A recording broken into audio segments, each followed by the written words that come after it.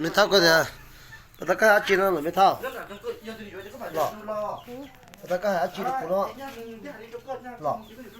เดี๋ยวไม่ทันพวกก็หาจีนเนาะหรออ่ะก็หาจีอ่ะหรอ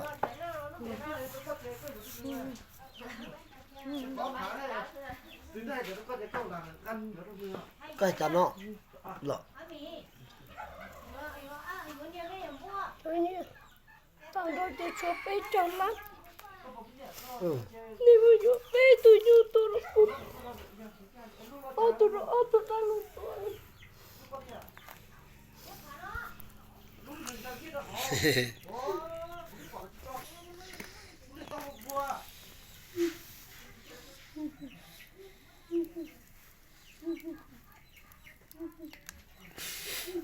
ก็ชอบไปจังเนาะchỗ này cho là cái gì có tan thọ cái chuyện chơi bên nhỏ đi vào đi chơi đó cái cứ lại chơiอยู่xuân nó có ta không có ta dạ để cho như cho để cho bao cho với cho phải cho phải đi cho nó không cho nó phải vậy cho như tên thì một phải à thế rồi chứ nhưng bây giờ thứ hai nó sai thì chỉ muốn chỉ có chỉ có cái số này tới nhà để chui đi kia thế thì chỉ ở thôi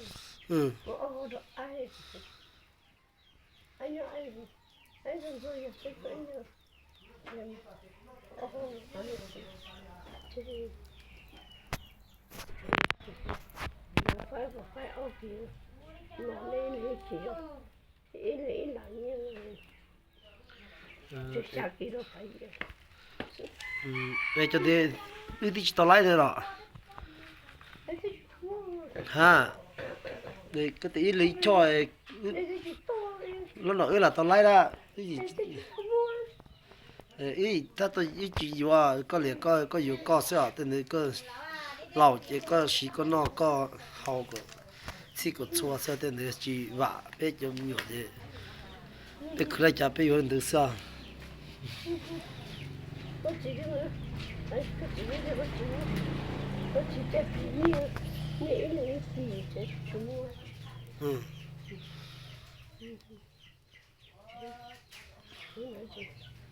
你吃这个，你有那个，就这里，我不是说，这多人多生，我都是自己做的，自己做的，不可以。mỗi lần cái mỗi lần phải cái sao是么？手头phải，我下呢，我也就有几个的，车呢，下到两个就有，我都去找一个还去车，那就背那个是，这个班，所以那个么闹，那个么牛，你这个那个包子。thì mua mà chỉ bỏ thì mua chỉ ô nhiễm bỏ hậu rồi thì mua đó mà nhưng chỉ nó phải một xe vậy mình muốn đi cho tôi xe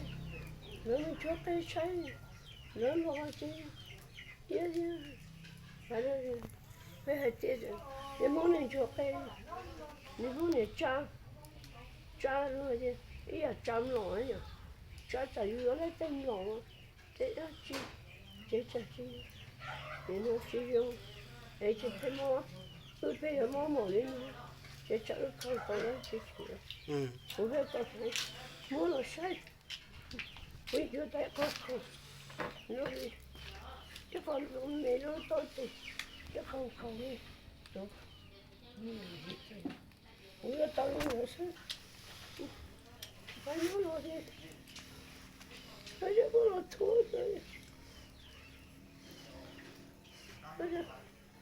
chỉ có chỉ phải bây giờ thế này chỉ mới trong nhà chỉ mới có chỉ tu chưa rồi chỉ phải là sao có chỉ có chỉ tôi phải phải gì phải chúng nó cho nói chứ tôi sao thế tên đó cho có để em mới cho tôi có cho khơi có mấy hay là những khơi gì có khơi có gì số anh bao đi phải chứ anh bao đi anh tí chuột anh như bố trên rồi đâu tôi sẽ tôi trên bố trên là trên bố trên thì chỉ có nói nha đây nhận đó này nha không cứ khơi nhưng mà như gì có thịt bò lấy khâu lấy gì khâu không khâu tên nữa cái phải khâu nó có tên nó như khi lâu ok ít đi nha nè bỏ là có thể bớt tao có thể là nên nó mua hay chỉ xếp bỏ lên đây chỉ nên cũng bớt tao hết phần đây mình cho phần đây nhiệt chỉ cả hết con nó say nên con nó mất tuổi mà nhiệt cả cho nên chỉ bỏ nhiệt như thế đó nè đi vào nhiệt cho nên uốn nó uốn cho nhiệt đấy nha nhiệt uốn cho nữa bắt đầu chỉ tao bỏ nó không như thế có chỉ mới nó xếp cái tan cho hay là cái bé rải cái chia cái chỉ khi bỏ hết chỉ nên thiên bớt taoជួយចាក់nữaជួយចាក់ទៅទេ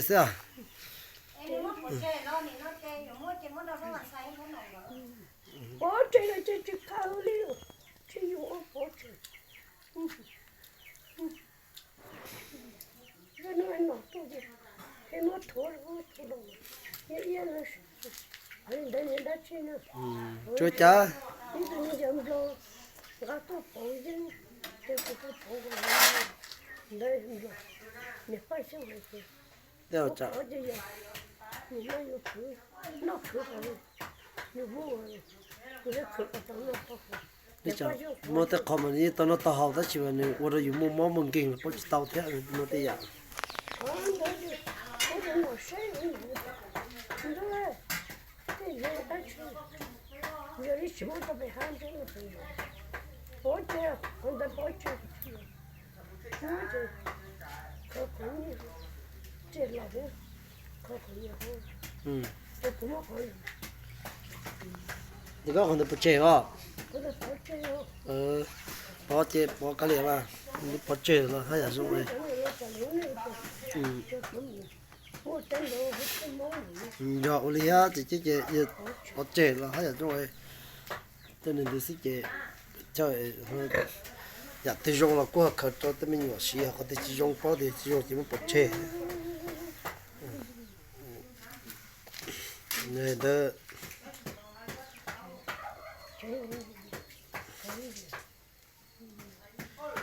có tiền được có thể có chụp biết cho lan Nó phải như cậu lăng cậu lăng người ta cũng khử chứ lâu chết bao nhiêu lâu chết chưa quay chuyện nó đâu có muốn thấy kia tôi không có tôi thấy để cho chúng muốn nó kia là chúng tao lên nè tôi để muốn nó cho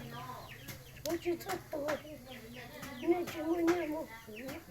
chú cha thầu chú mua chế bé mà mua mà cái chú muốn nó đây thì chú mua bé mà thía nhia tao bé mà tua like我的这包了，我的反正我的身上风当头，有些从这不保养了，不保养反正 nhưng mà 这东西了都， cái có chế cái có chế chúng mình đây cái có chế trở lại cho phải người chứ có hai kia có 好像我这个，你跟我，还我，还我。 cái có chế trở lại cho phải chứ có hai hả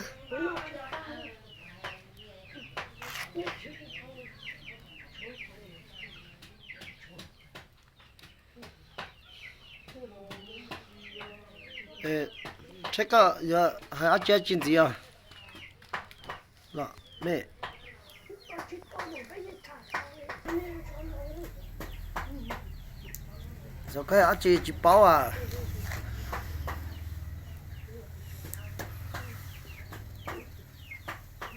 bữa kia chú nhập lâu lắm. Đúng rồi. Tôi thấy là nó chỉ ta là thế.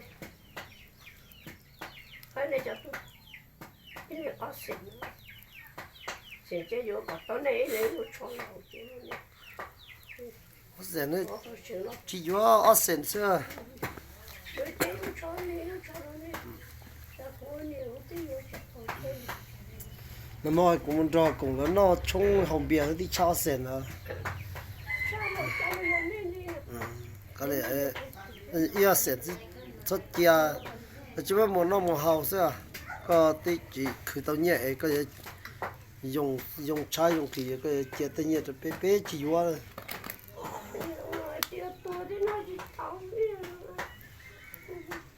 để thử nó tàu như tí chỉ qua nó này như phê kia này như phê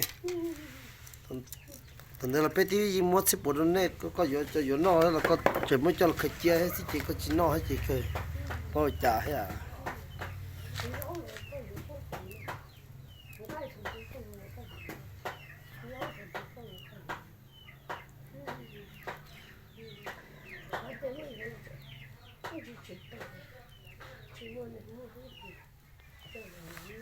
đi hồ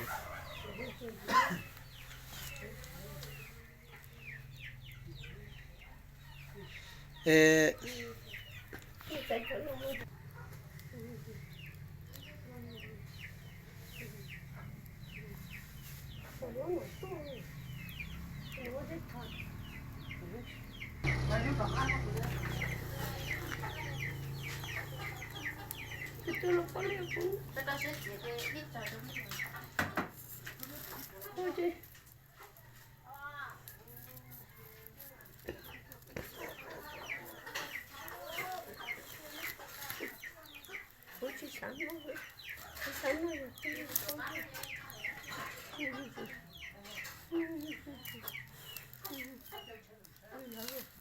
lấy những cho cũng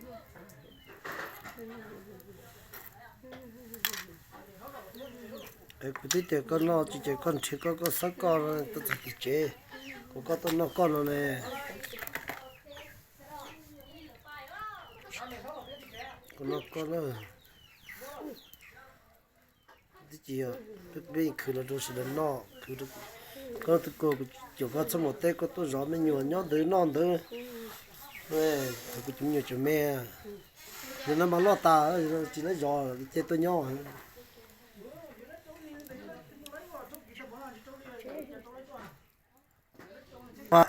có xin nó có nọ hết và cái tí tuần từ hết chỉ sẽ có mua chỉ có hay thôi bé thì lấy bao có chúa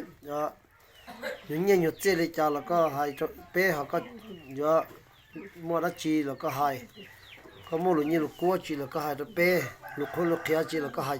gì nó tập bé tốt xí nó hai mình tự đây cái xa ta chỉ có hai thôi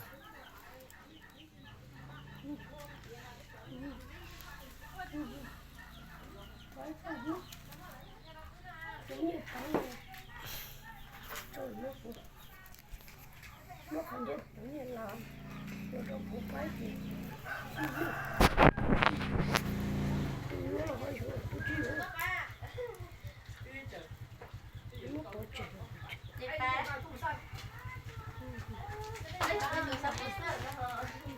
câu chỉ tao bảo tao vậy câu chỉ tao bảo tao hai chị cho mà cà phê cho hai chị mà hai bé thì bao hai chị vậy hai ít chị cho thì bé bao à quay cả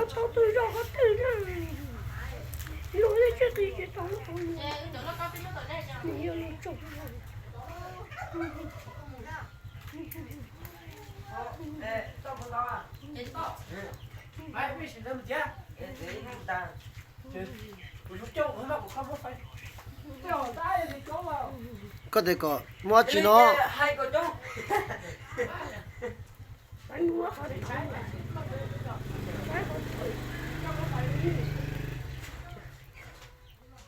cho thế ra cho bé là hai không phải là như này mua là mà có anh chị họ thì có hai chung to tổn tệ chị hai chuyện gì à mua là hay mà mua chỉ hai to đấy tiền là ba mua cái như này mà hay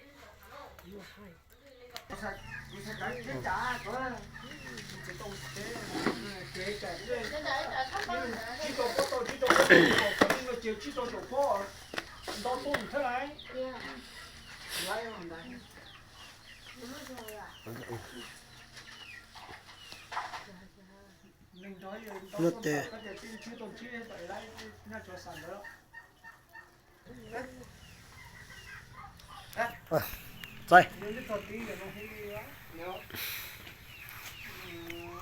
rồi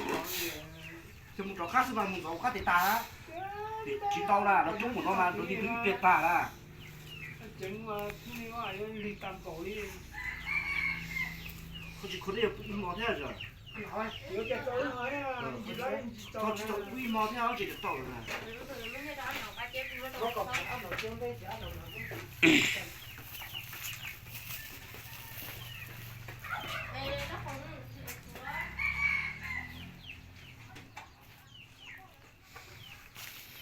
tôi chơi lấy trò đó lo không phải liền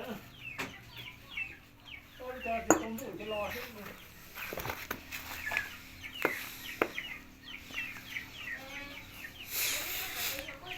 tiền nó cắt đi cái chuyện mà có thể không nó cho nó cắt đi chuyện cắt đi không mót chỉ cứ cái liền tao trong tôi lấy trò lo cái liền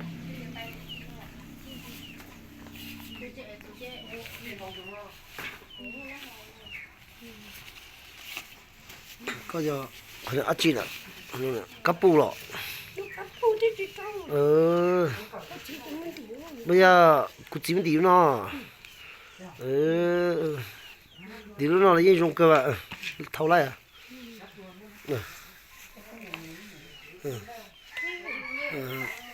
chuyện cắp bu là như trong chỉ thế luôn à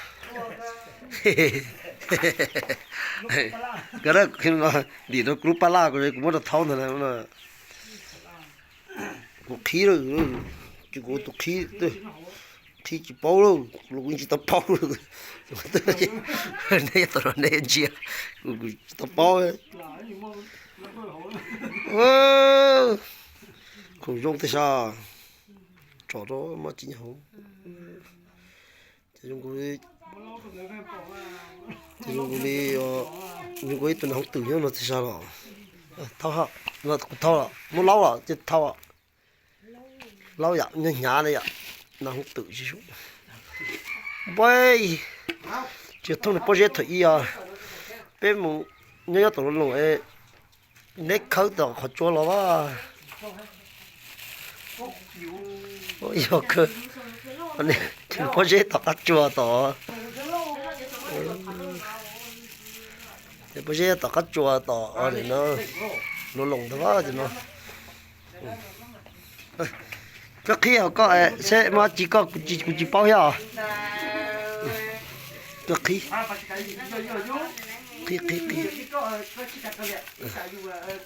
được coi là gì nếu muốn lấy chơi nếu muốn phòng phải trả là thâu này cho tao chơi cái này cho họ cái chủ không mà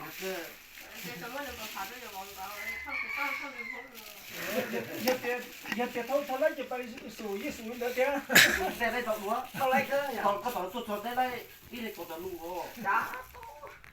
ai giờ mấy cái phòng cái có chế à đủ đó cái chung nhỏ tao mà phải nhớ lấy cái chim bùi vui nên mà chỉ này cái ít chả tao một nhá bên mà sao tao rồi thì mới dùng cho nó cho thể chứ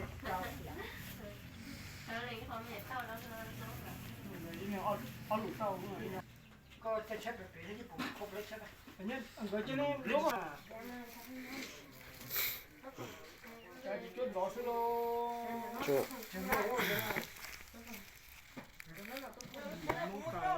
이제 이초 ô này tia khử lên nhìn tàu khử nó thật nên là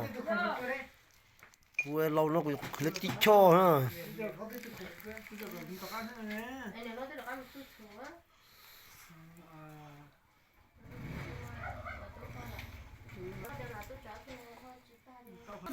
nó chỉ khi thế nào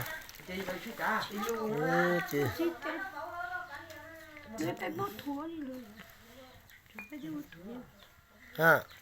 Rồi phải đi một tuổi luôn. có thể chỉ khi này Chứ mà có gì kia đâu. Rồi phải đi một tuổi luôn.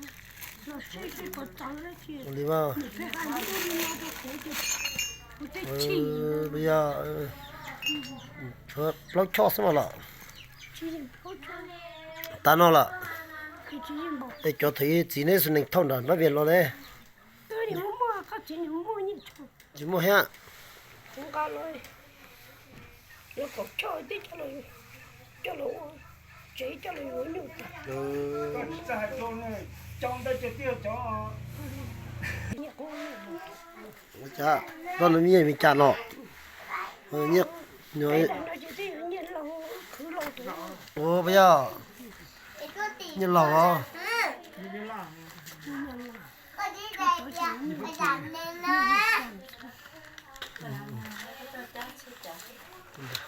Nên là chị à, sẽ đi từ nhảy cho tôi. ô chị biết cái mà là mua là xe sao mua chia nó phải sao giờ tụi cho nó tụi giàu nó sao là mua cặp bò thì chủ mua nó sao giờ mua là chỉ xe rất nhỏ hết bây giờ sao cũng chỉ cũng chỉ vậy cũng đi chơi cũng đi chơi chơi cho nên rồi cũng bảo nó mong là tới cho nhất tông thì cũng đi xí thì nó xí cho nó cũng nên nước kỹ rồi cho nên cũng do ổn định gì do hết chứ cho nên là xí dùng gì á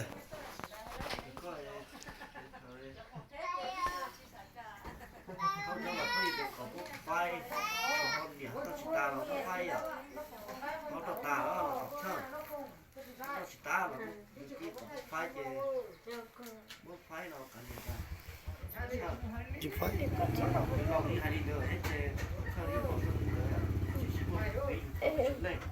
Nó hãy đi đâu nữa. Nó chỉ là đi vào trong đấy mà.他是好吃，他这我一条都脸，那呀，他吃还弄得的。我三好的我爱出一点嘞，那呀。家出龙条。 nhớ thế phải đi ra còn nhiều phải có đâu mà phải có con không phải là nương这这鸡的靠跳，ba rồi 啊，这里你的，搞了你更快，这比。 Rồi đi đó. Cho tôi phát phá xuống. Chỉ là hối trong phố chứ. bình thường à nó biết cầm mùng là biết chỉ mua cho một năm một hậu được đi hay chỉ có cho một mùa bảo bảo nó thế nhưng kể cho một chia có nhiều bảo hậu nhớ rồi hậu học còn nó các bậc phẩm bùa thế chứ có lâu là có số mấy xe thì ô mua được bây giờ tôi nhiều trên xe bây cho một năm một hậu bây chỉ mua giờ bây giờ bây giờ rồi có lâu nó có nhớ trong đó là tổ chức nó chỉ tao hậu là chỉ mà còn để bé mua khẩn nó bảo bé mà đi chủ nhu chủ tử chủ cái chủ bùa bé mà mua được họ bảo tôi được có nó hơn đi tao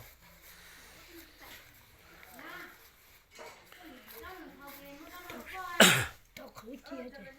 Nhạc khử cột tìm nó. Không chơi được. Nó có tìm mất thôi. Nó kể cho nhá. Trong một phía sau là cho nhá. Để chuối gì kỳ. Chuối gì kỳ thế. Ô hô gì. Cô hay đâu phải thì. Ô hô người ta mua cho ai. Chứ cô hay mua cho ai. Cho cô chỉ mua cái đâu. Ai dùng cho ra tay coi như. Cô thấy mua cho ai.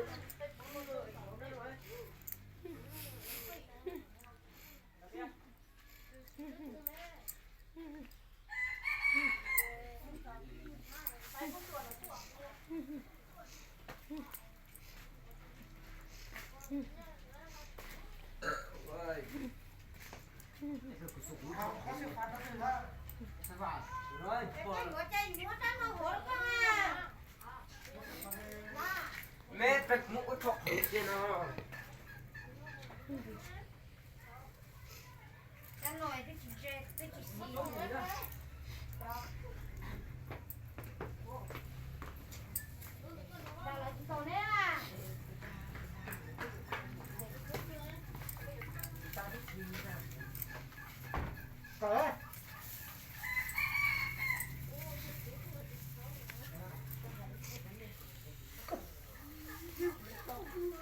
anh đừng muốn sao đâu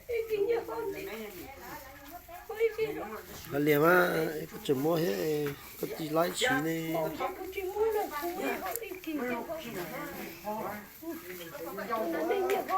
nên là việc thôi ít chỉ chi nuôi à chỉ luôn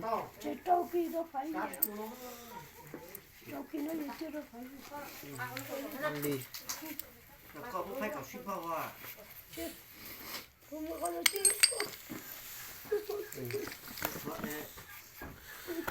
để ít kỳ nó trên chỉ luôn rồi chỉ luôn rồi chỉ luôn rồi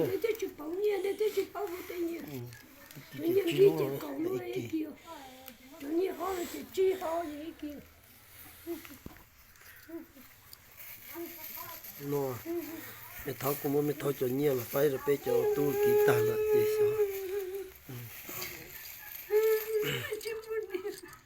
mình đi bé bé chỉ tao bút có một thứ liệu chốt quá cái nó đỡ lại đấy khởi chiến đó是吧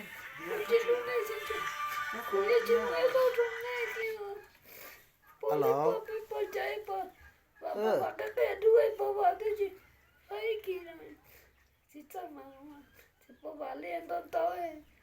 đây là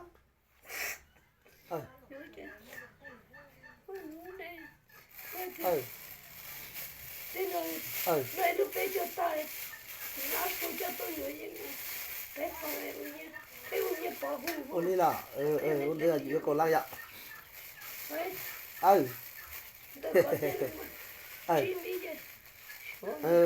dạ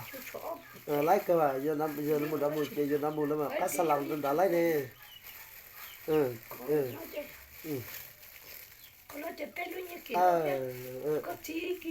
ôn đi mà nó chồng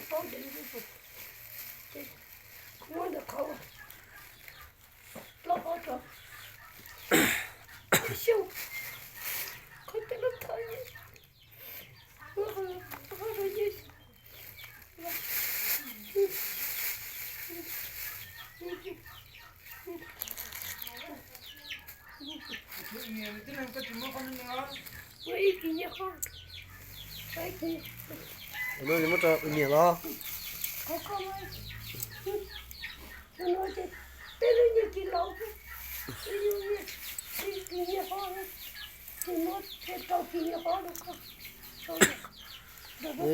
nó chế hai nữa con nhỉ cái chuyện cái chỗ nhiều cái nào trồng cắp phá gì cũng phải là bé cho một tu kỹ bé linh tu linh chạy gì cũng phải là bé cho nó nó là chỉ cho đi cha là nhỉ như hai trâu nó từ tao một cha là nhưng nhỉ như hai chỉ hai chỗ đó nó nữa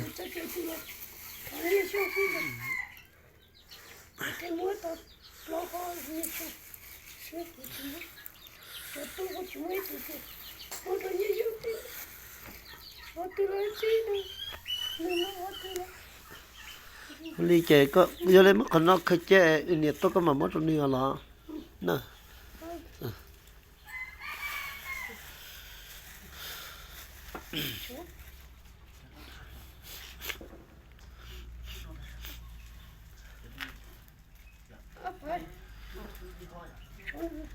tôi sẽ nhắc nó cho có gì lúc nó chơi hay chơi lúc bóc cái chó vậy tôi chó nó không lúc bóc cái chó nó rồi mà so ôi bây giờ nó chỉ tao bỏ này bây giờ 这都考了，因为考节到错当朝那路了。 cho nên là mua bây giờ tôi mới lên thôi chứ lót thùng rồi mới là ok rồi mới kỳ thế này ở cho chưa chụp kỳ hậu chứ có phải đâu không có phố hạt không nên hay chứ nó cả liền Bây giờ coi nè thế hai thì phải lấy chiếc kỳ nó. chụp kỳ là chụp kỳ nó rồi mà phải chụp kỳ nó nên nó sẽ bỏ mà hay cho hồ sơ nó sẽ có là Phải lấy ở cho gì kỳ lọ.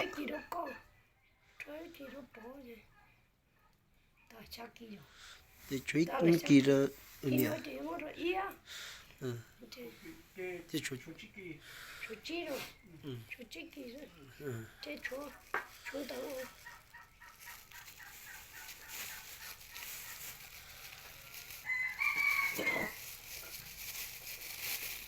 Thế kỷ niệm lâu nhé. Chỉ kỷ niệm quá chỉ kỷ coi niệm coi phải cho nhớ kỷ lỗi chứ. Nó có chứ nó có lấy nữa. Nó lên nó đi chỗ lấy nhé. Có chứ thâu có chỉ phải có chỉ mà tao có cụ tìm mà nó nào nhiều để tao lên bỏ mua có chỉ sao nó nói nhỉ chứ cụ tìm mà ít kỷ niệm lâu chứ lúc nào nó tôi có nó có không chứ phải đi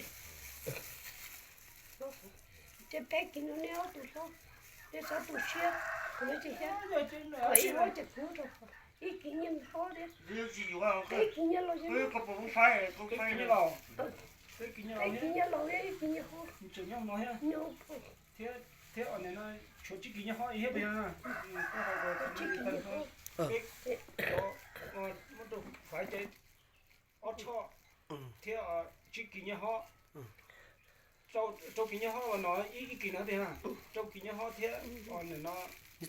ở lụa bên lúc nào cái cho nó ya. thế ở cho phải lên này nè họ siêu chỉ cái ngô cái tù đầu ít lần ít cho ít lần ít kỳ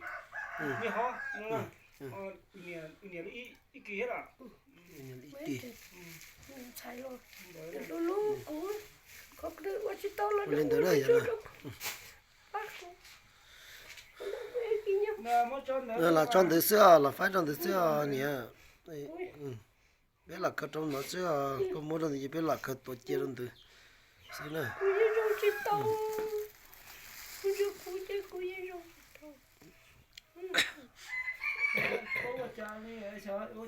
Chỉ bảo trả lấy tiêu với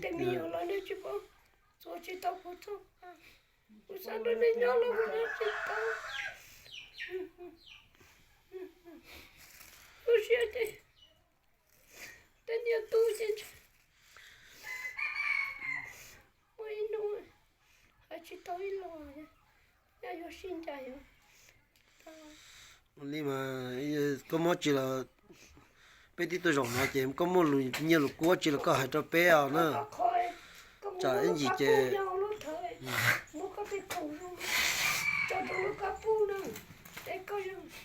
có chỉ cháu thở là phải muốn là họ à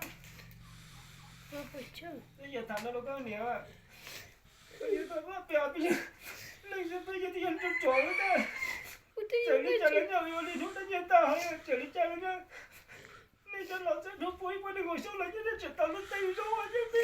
bây giờ nó chỉ nó thấy mình nhỏ chứ bây giờ chúng nó lôi chứ bây giờ xe đi nó nhận ta hay cái chỉ tao yêu nên để chụp chụp nên để tu nên họ tao yêu nên tu chung nên họ tao khoa nên tao kia có họ chỉ tiếc nên tao đi chơi là nó tết khoa nên chỉ tao khoa nên chỉ tao kia là nó tết lúa nên mù nhưng cái nó là cái liệm mà giờ tên nhỏ chúng nó lôi trên dây mà nó nhận ta hay chứ bây giờ nó trên chân xuống trên chân đi nhảy rồi có tên để xưa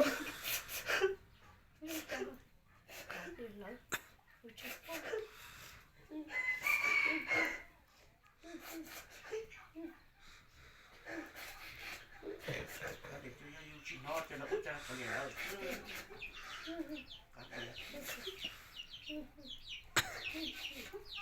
con cái để giờ tôi chuyển mong đi rồi có gì cứ chỉ tao có lúc này có cứ tao cho có bảo nó cho đi trả sự nó lấy gì nó bảo tao là nó cho nó ta đi chứ đi chỉ lại đó chứ ông cần tao nó chứ đó chứ nó cô anh đi cô đi hết thà nó bỏ cô đi ra đây cho nó hết bỏ tay cho nó bỏ cô đi mất ta nó bỏ chứ nó chỉ phải được lý bỏ đi cô nhớ thằng cô đi mấy nó như kỳ lòng nha nó nã nhiên này đánh tao xong thì nó thì cho nhiên nó thì có chỉ mà để tới cho bỏ một xong cái cam nó ta chứ chỗ đây nữa chứ cái tay loại tiền chứ bỏ một nó chứ đừng bỏ không một rồi là để tới cho nó sợ nó thì nhẹ được cho nhẹ thì nhau ai được bỏ hết được tết nhẹ nhau rồi bỏ lại cái có chỉ nó sợ chỉ nó nhìn có lại thôi nếu mà mua tiền chỉ tôi lấy tủ dưới bây giờ luôn rồi nhân tỷ chế nó cá lồng nó chia là to chỉ lồng là cái lồng đi giờ cũ mà cho là cái chơi bỏ hậu nhiều chỉ cho luôn không gì nữa để chạy lúa nhiều này nó chết xuống lia đâu lúa nhiều chết xuống lia chết không có chua bao nhiêu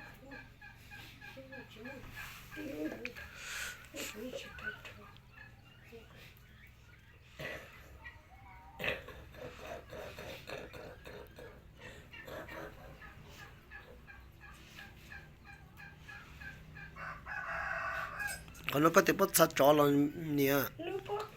bắt đi là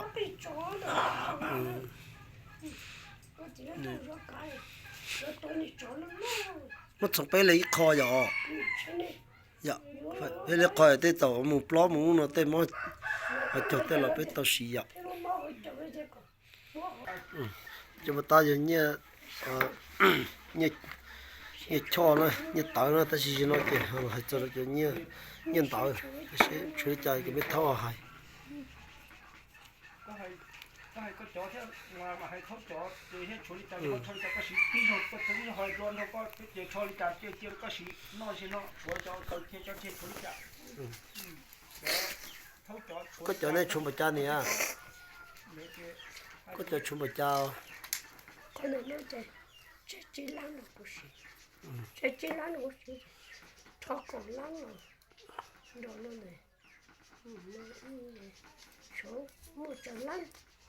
có cô cho là rồi còn lăn cho con được phải trận lăn cái trận lăn rồi trận lănท่านท่านเดียจอเจไม่เช่นที่กบล้านเจมุกล้านชอลตัวเนี่ยสีเดียเจมุกกล้านจอเจกล้านยังไม่เจอทอดเท่าจอจะชนหนึ่งกบล้านเท่าจอน่ะ đi lọ ชนเท่าจอชนหนึ่งกบล้านเจมุเนี่ยจอกบล้าน กูลกจีเป้าฮะ มุเนี่ยจอกบล้านเจมันทอดเท่าป้อหนึ่งกบล้านเดี๋ยวอ่ะเจโฉบไปเจ็บล้านเจchụp lo lăn nó không thằng nhiều xí về nhiều xí ta lo cái mà ta có muốn gì họ nó hay phơi lo luôn chỉ cũng tiêu họ là nhiều cái nhiều thế cũng có này nhiều hắn nói chỉ ta là thành phải chụp cái gì lắm nên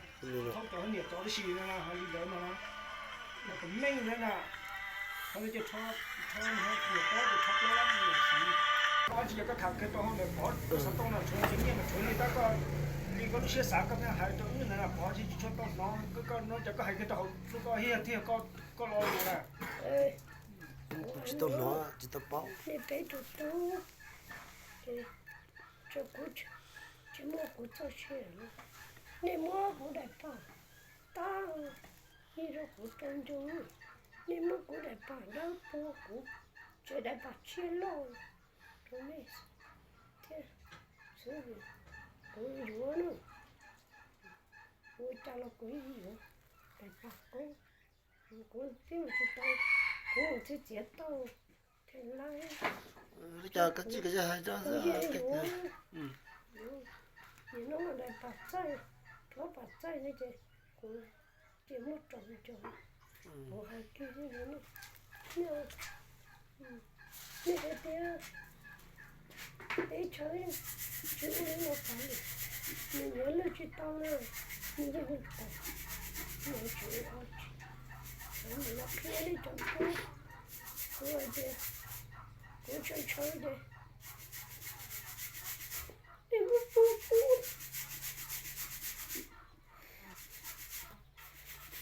để bà chỉ mất tay thôi để lối để ta đi mất tay đi vô bỏ tiếc mất ta nữa ta không chơi chơi để ta này để mất thôi mất thôi cũng vô để cô vô đi 근데 때가 그때 한 때가 시험 차리 전에 된거 먼저 놓으면 잠깐 할 cái chỗ nó sống đâu tên nó chỗ tên nó nè nếu có xuyên thẳng cái bên hai chỗ cái này giờ cái sở dụng của dân thời gian tôi có học chỉ hai thời gian họ lại cái mà họ cái phía sẽ nhập nó hay nhập bao cho nó nhập bao ta mua cho nó có hai để mấy tên mua một cái con xuyên thẳng này tôi vậy mua đó nó tua xịn đi mua đồ đó ra lấy đánh ý này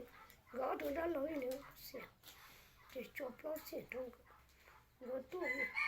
mua cái này ở xịn trong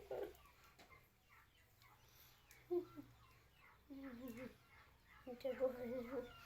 ôi số giờ có nó ta rồi chỉ ta nó tua chỉ mua đi có hay nhà chỗ chụp lâu lắm rồi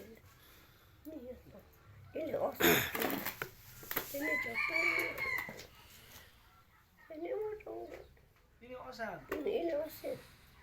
đó là xịn đó là xịn đó là tôi xịn nó phải đợi chứ nó trông cái gì nó trông mình cái lấy nó cho nó phải đi hả nó trông có chuyện thế chỗ hú tiền tao tại lấy lúc cho nó xả dọ hai lên đấy mà hiện cắt xía mà đó tao lo cái đó xịn đấy chứ tao tại lấy lúc cho trong nó gỡ nó xả dọ hai lên đấy nhà ta chỉ tao giờ cơ cái mua rồi cái mấy lợi chế nào cũng được thế mà giờ thế chế nào tụi ta đó xí mà nó mà thế mỗi chế nó gỡ thế đi lót thì á tổn thế nó xả dọ nên có một đồn luôn vô vậy lấy thì không nhận được tao mua đồ cỡ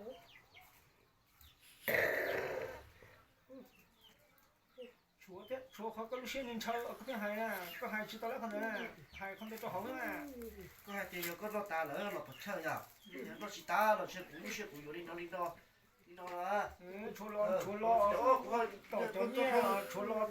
ต่อตัวเนี่ยเขาก็เชื่อมันเช่าก็เป็นดีว่าก็ให้ก็เอาตัวนั้นเราละแล้วก็ติดชนกันเชื่อมือ เพราะเราตาเลยเราต้องทำเจียวตอนนี้เราซื้อเรากันเลยฮะ ชิตาเจ เราชิตาจิตเขาอยู่ว่า นี่เช่าตาอยู่นี่ตาเราก็เช่าวันนี้เต้นเช่าเลยจ้านี่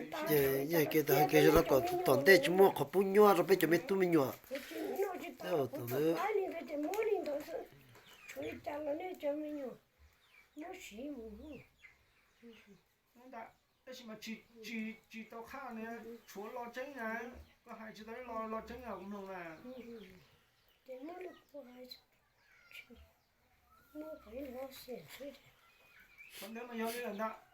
ถ้าชัวรอนะกูสาเต้ก็เลยนะชัวรอนี้อย่างนี้หายเนี่ยเราก็ล้วนอ่ะชาวก็ตัวก็เป็นนอนอ่ะนี่เชี่ยนช่างเนี่ยนี่แต่นี่คือเรานอนนี่คือชาอ่ะที่ย้อนนู่อ่ะอ๋อนี่ปุ๋ยปนหมูเชี่ยงมันสารน่ะนี่หายได้เจนี่เจยกต่อตัวสีดำเรานั่นหากินได้นะจะนี่อันเด้อเจ๊ก็เป็นเชื่อต่อตัวคนตัวสีดำเรานะชนเรานั่นนึกจะหายโรคกันนะผู้สาวก็ให้เรา giờ có mà เยอะมากเลยหรอพอเชื่อเยอะที่จะช่วยพญาขึ้นมายังไม่กิน นี่ กิ จะ น ต้ ช่ อ วย งเชื่อเลยอยู่แค่สายเดียวชวนเลยนี่รู้ชาหมดได้ไปจะอยู่เชียงชาวอยู่เชียงชาวจะแค่หานี่ก็หานี่เชียงชาวเลยรถเต้จะจมน้ำตาหานี่ชดต่อกุลก็ไม่เห็นเดียว cô anh này nhớ nó cô ta nhìn vào nó cô thấy khử tao thế khử phải lấy cho cô thấy nó rồi cho cô chỉ khử nó cô ta mua ý vì thế chứ nó tên là tí à ở đây tí nó thấy chúng nó tao câu tao lăng nha em cô khử cô phải để mua nó thấy cô nó thấy giờ cô này thấy tu mò rồi lo luôn chẳng đâu gì thế này đi cái cái nó mà nhìn nhận đi nhìn đi đi cái này rất kỹ cơ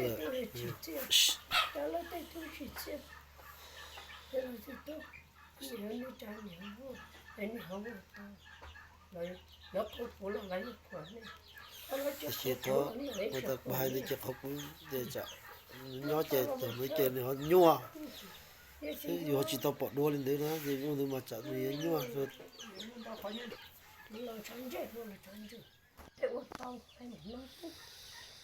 mình nhớ thế nào nói cũng sợ chết nè cho giờ nhá mua linh đó đi à thôi tháo tiêu cũng đã giảm được